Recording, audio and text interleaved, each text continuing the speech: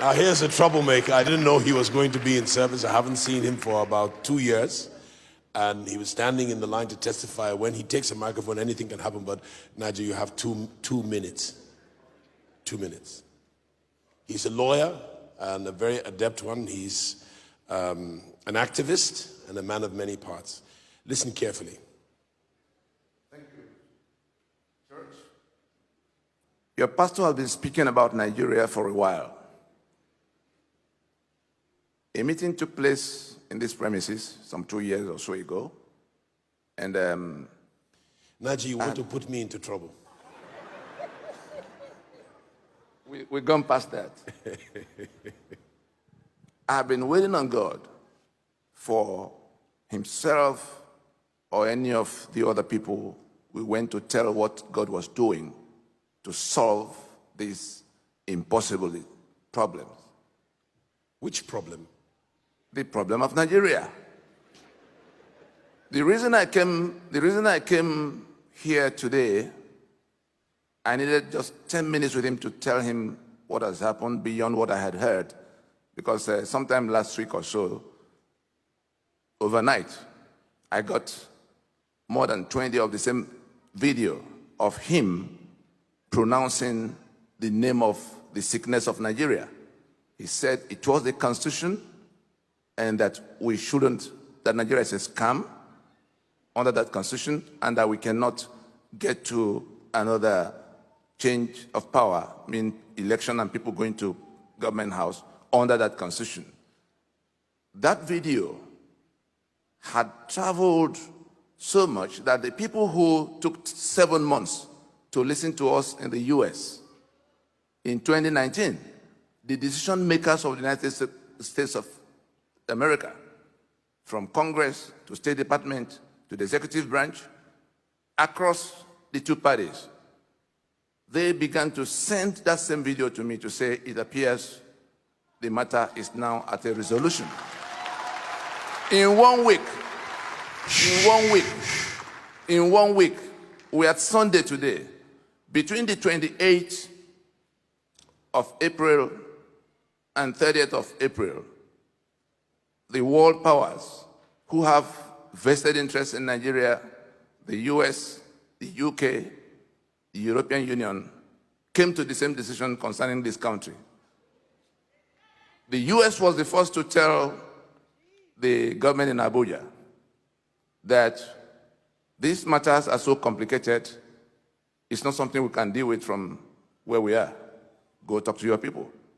The next day, the UK said their partnership with Nigeria will not solve this one. Go talk to your people. Then, the day after, European Union made it plain, said, this matter, move away from gun. Guns will not solve anything. Not your gun, not our gun. Go to dialogue with the owners of the land and rework the legal instrument. I tell you, the foundation of the problem has been removed. There's nothing anybody's going to do about it anymore. And I just came to church today. I had so many things to do, but I said, before I go to any part, anywhere else, let me come and tell this man of God that his courage in saying what he said, and if you know who else have been told the same thing in this land, but who have been paralyzed by fear from saying it, but it's been said, and by the grace of God, it's been done. That monster tormenting Nigeria is dead. I wanted to meet with him in private to tell him this. But when he was looking around for people who will come to say, this is the biggest thing God has done in the last 50 years, that we will live through this problem and it will not consume us. Pause for a moment. On the Sunday that I preached a sermon in the Rooted in Christ series, at the end of the sermon, something came upon me to speak to the issues of Nigeria. And I had no idea that somebody not from House on the Rock would take a 7-minute, 15-second excerpt, and that it would go virulent to the degree that it ended up in Whitehall, it ended up in Washington, D.C., ended up in places that I'm astonished by. I went about my business knowing nothing about how viral it would go. Monday morning, I came to get a workout at the gym here, and I got out of my workout and went to a consultation with the political desk from one of those big 5 nations he mentioned.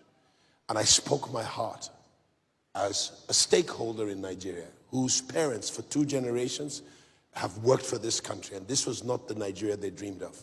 And for one intervention to ruin our hopes was not acceptable to me. And I bore my heart out. I've learned diplomacy and how to talk to diplomats over the last 15 to 20 years of engaging with the Big 5. And when I was done in that meeting, I knew something had happened. I just could not put my finger on it. When I got home, I started getting calls about a video. And for the next 2 weeks, I was being called about this video. I'm still getting calls about the video.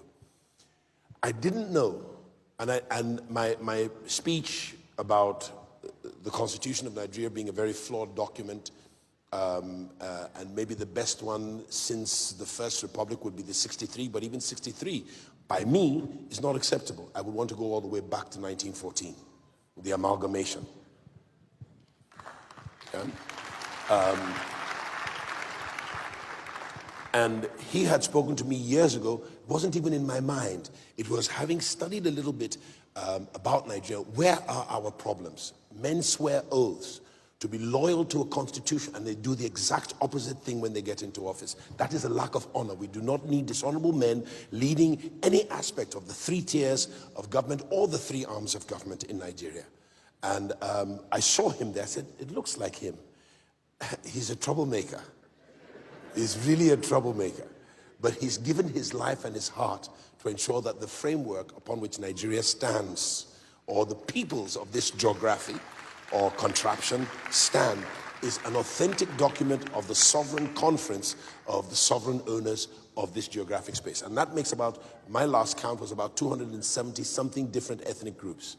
And it must be dealt with. It cannot continue to be sold a scam and take it and then be enslaved by people who feel it's their birthright to own us and own our land and own our assets and our resources. It's not acceptable to me, and I do not believe I stand alone. I believe I speak with the voice that resonates for the majority of the people that call themselves Nigerian. I'm also sick and tired of holding a green passport that brings me so much stigma every time I travel to go and preach the gospel. I want a passport that gives me honor and dignity, that allows me to travel like the kings that we Nigerians ought to be.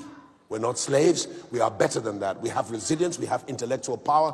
Nigerians are not the problem. It is the political class.